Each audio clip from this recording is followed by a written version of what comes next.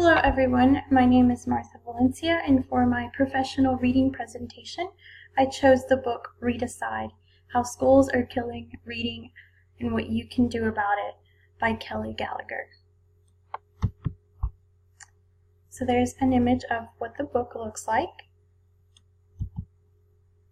And it is only about 120 pages, I believe. It's only 5 chapters long, but so that I can explain more in depth about the book, I wanted to provide a little bit of a summary for everyone so you can kind of understand the main idea of the book and of each chapter. So, Chapter 1, The Elephant in the Room. The main idea of this chapter is the overemphasis on standardized testing and is harming young readers. So the author, right off the bat, I could tell that he has a lot of political opinions in regards to how politics affect education.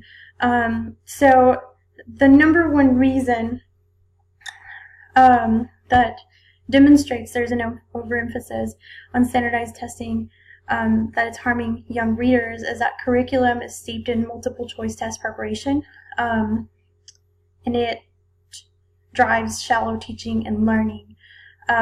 So what that's saying basically is that a lot of times there's teaching to the test, but that's only it's not always a bad problem, but it can be a problem when you are teaching to a shallow test, is what the author says, which is what happens often.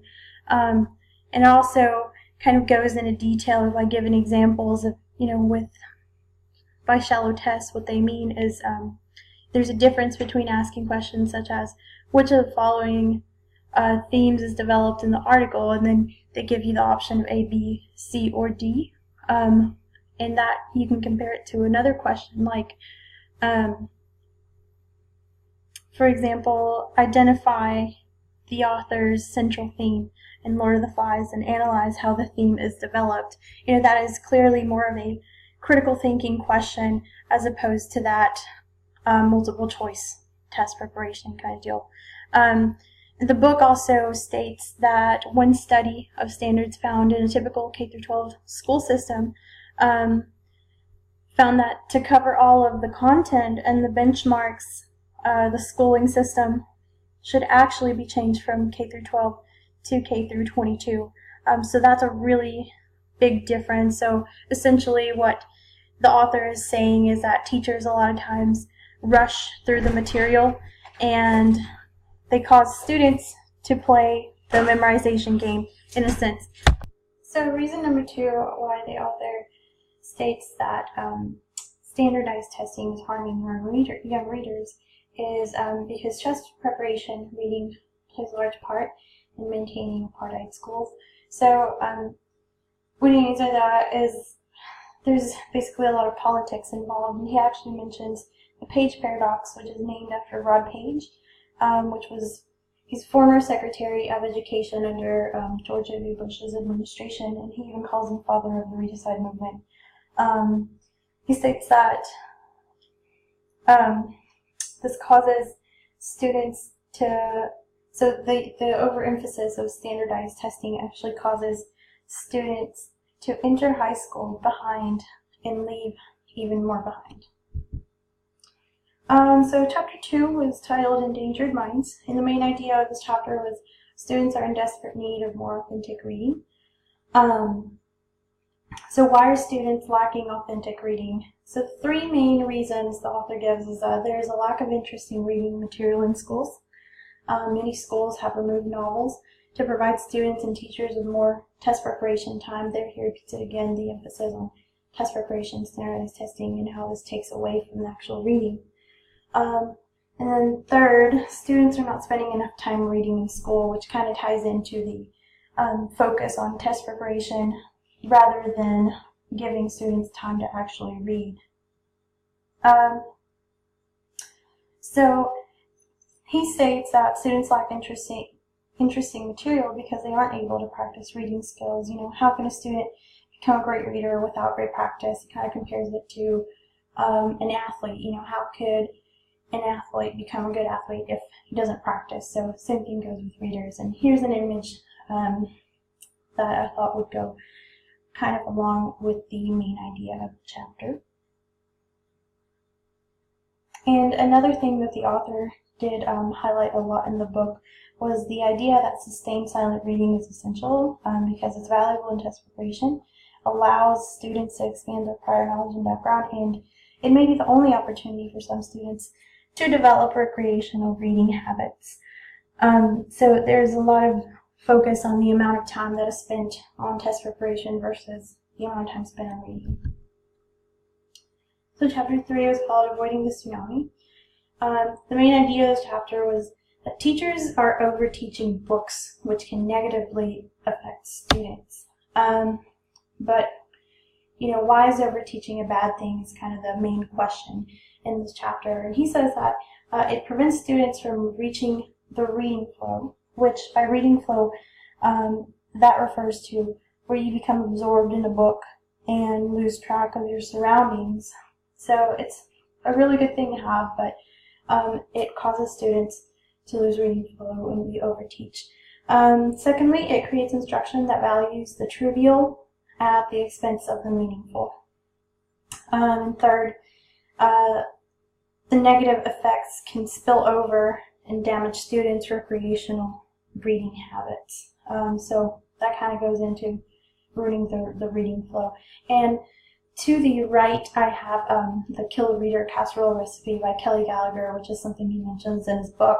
And basically it states like what you do as a teacher, how that can absolutely kill reading motivation in a student. So chapter 4, Finding the Sweet Spot in Instruction. The main idea of this was using effective teaching methods makes all the difference. So some of the ways that the author suggests to be an effective literature teacher are to recognize the importance of framing, especially with academic books. Remember that there is value in second draft and third draft reading. So before reading events are really important. So, and the author also states that the first reading is for comprehension and the following readings are for analysis. So it's important to always provide time for that. And then third, adopt a big chunk, little chunk philosophy when reading. What that means is read a big chunk of a passage and analyze a small chunk from that reading in the house with comprehension.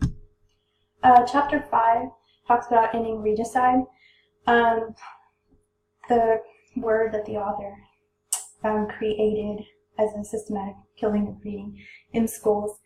So the main idea is to find the courage to speak up and the perseverance to stick with it. So it kind of lists different ideas of what you can do as a teacher, fight against the politics that harm education, and basically just step up and do what's right for our students.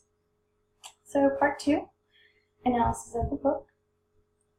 So the problem with this book is addressing, as I mentioned in the beginning, is of course the readicide or systematic killing of the love of reading, often exacerbated by the inane, mind-numbing practices found in schools. And this comes directly from the text. And how to fight readicide in schools, what you can do as a teacher is kind of the questions it addresses for the most part. Questions that emerge from this problem. What are schools doing to cause students to stop loving reading? What are the reasons that contribute to the dislike and decrease of reading among students?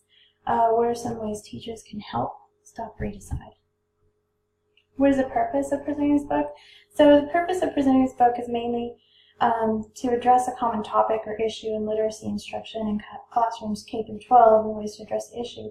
I think this presentation can help other educators learn more about the issues affecting literacy instruction in the classroom, and it's also a way to support their professional development. What is the important information in this text? That the author uses to address the problem. So the author presents a variety of information supported by data collected over time and his own experience as a literacy teacher in a classroom in California. What assumptions about teaching and learning does the author make, or are you making? So the author assumes that most, if not all, students dislike reading recreationally due to the way reading is taught in school. At first, I was beginning to think the author's point of view is slightly biased, however. He does support a lot of his claims with data that's been collected over the years in different classrooms. What is the point of view of the author? Yours, and are they different? How does that impact takeaways? So the author believes that by providing sufficient reading time in schools instead of focusing on standardized testing can lead to an increase of students enjoying reading. I believe the same thing the author believes, as I have never really enjoyed the amount of time and pressure put on teachers to prepare students for standardized testing. I think that in today's classrooms, teachers are pressured a lot more to focus on standardized testing. That's something I've currently seen at my clinical placement.